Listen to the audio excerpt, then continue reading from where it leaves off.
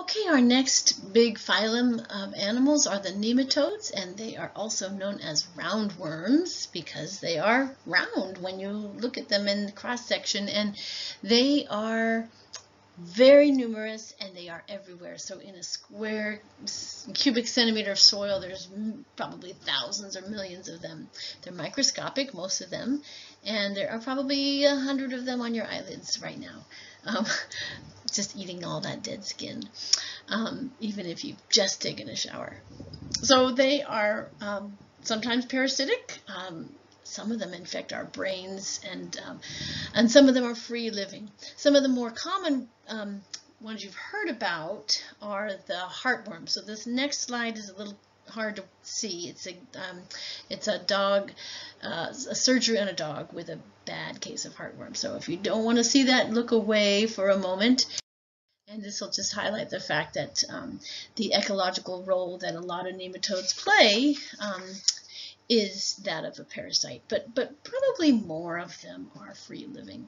I mean, almost certainly more of them are free living, decaying things and in the soil. So those are the nematodes. They have a complete gut, unlike the pharynx, or unlike the planaria that you saw in the last video with the pharynx that is both a mouth and an anus. These guys, like us, have a mouth in one area of the body and an anus in another area.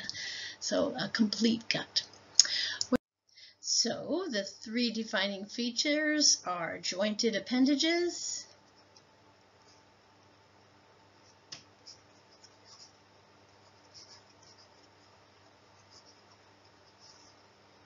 and also a segmented body is another defining feature. Not that it's unique to arthropods, but it is important that they have this segmented body. And then a third one is that they have this exoskeleton, which is an outer skeleton that does not grow when they do. So what do they have to do with their exoskeleton as they grow? Well, they have to molt it. Molt or shed it so that they can grow larger. And so this is a horseshoe crab that is releasing its old shell, and it's going to be kind of vulnerable when it's sort of soft-shelled like that. In your handouts, you have an image of a dragonfly or damselfly emerging from its nymph stage, and so it's crawling out of its old exoskeleton and will become probably an adult at that point, or maybe just the next nymph stage, not sure from the drawing, but molting is the key there. So the arthropods come in four main groups. Millipedes and centipedes is one. Arachnids and horseshoe crabs is another. Those are also called the chelicerates. Crustaceans, which are kind of aquatic arthropods, and hexapods, which are also known as the insects. 6 legs insects. And one of the main things we want to talk about with arthropods is how they get oxygen. It's such an important thing for all animals to get oxygen. And if you are aquatic, you would use gills to breathe.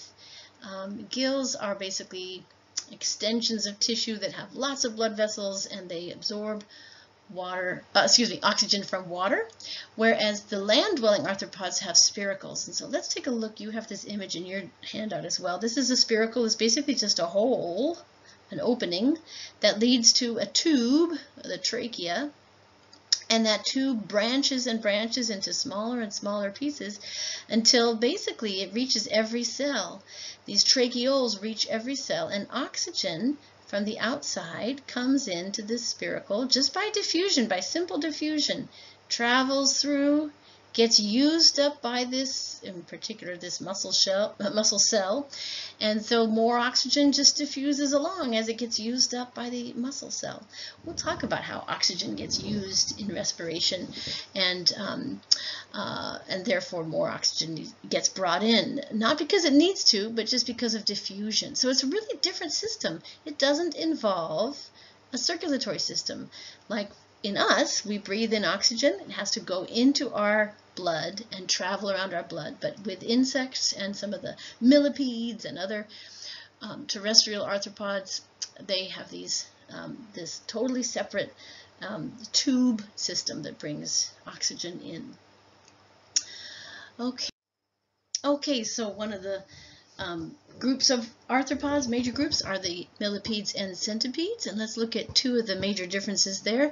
Millipedes have 2 sets of legs per segment, and they are vegetarian and super fun to hold. You can put them in your hands, and they don't bite or anything. They're not. They just tickle as they go along. Centipedes can deliver a good bite, so I would leave those alone.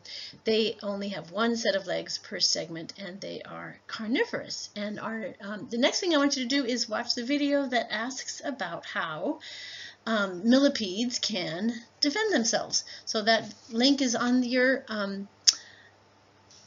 handout, and we will rejoin each other to talk about the chelicerates next.